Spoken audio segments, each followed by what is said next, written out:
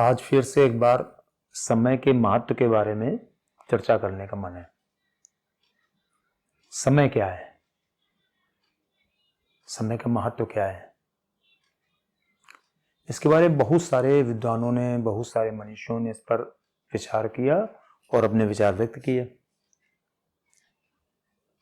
जैसे समय के बारे में एक चीज कही जाती है, जो बीता हुआ समय है वो दोबारा लौटकर नहीं आता है, और ये चीज हर पल प्रतिपल हो रही होती है कि जो बीत गया अब वो दोबारा नहीं आएगा।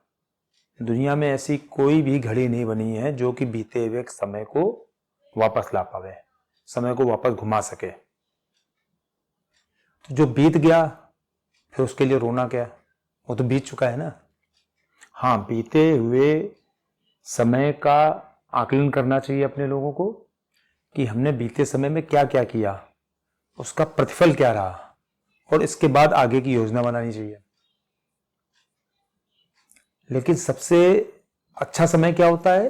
वो होता है वर्तमान, जो इस समय चल रहा है। जैसे कि मैं इस समय आप लोगों से बात कर रहा हूं, आप लोगों के सामने अपने विचार रख रहा हूं। भविष्य के बारे में बहुत ज्यादा पहले से सोचकर योजना बनाना भी ठीक नहीं है, क्योंकि भविष्य इतना ज्यादा अनिश्चित है कि आप कल्पना भी नहीं कर सकते हैं। अगले पल क्या होने वाला ये किसी को पता नहीं होता है। जैसे कि कोरोना के पहले लोगों को पता ही नहीं था कि कोरोना जैसे कोई बीमारी आएगी, और लोग महीनों जो हैं अपने घर के अंदर कैद होकर रह जाएंगे। इसी तरीके से किसी भी तरह की भविष्य के बारे में क्या होने वाला किसी को नहीं पता होता है। कोरोना के पहले किसी ने सोचा नहीं था कि इस तरह की कोई बीमारी हो भी सकती है कि एक दूसरे को लोग छूना नहीं चाहेंगे, अपने घर परिवार के लोगों को नहीं छूना चाहेंगे। छुआछूत की और भी बीमारियां हुई हैं, लेकिन इतनी खतरनाक बीमारी आज तक नहीं हुई। तो समय जो आने वाला है, जो भविष्य है, वो बिल्कुल अनिश्चित है। तो उसके बारे में बहुत ज्यादा चिंता करने की जरूरत नहीं है।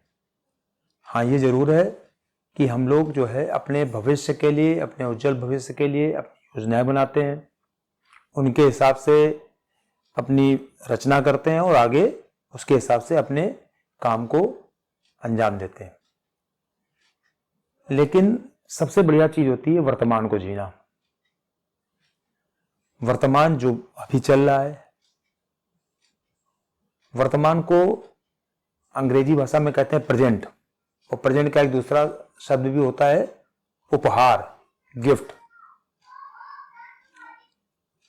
तो वास्तव में जो वर्तमान होता है वो वास्तव में किसी भी के भी लिए एक गिफ्ट जैसा है, क्योंकि वो उसी को जी सकता है, उसी को मतलब समायोजित कर सकता है। वर्तमान को वर्तमान में ही चल सकता है।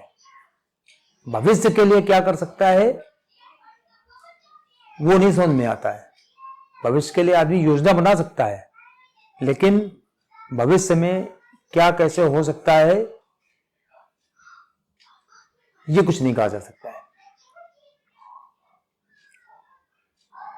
हाँ, ये जरूर है कि चूंकि भविष्य पहले मान लिया हमने कोई काम किया और उसका रिजल्ट कुछ रहा, तो हम लोग उससे जो है सोचकर, उससे विचार करके आगे की जब योजना बनाएंगे तो उसको ध्यान में रखेंगे।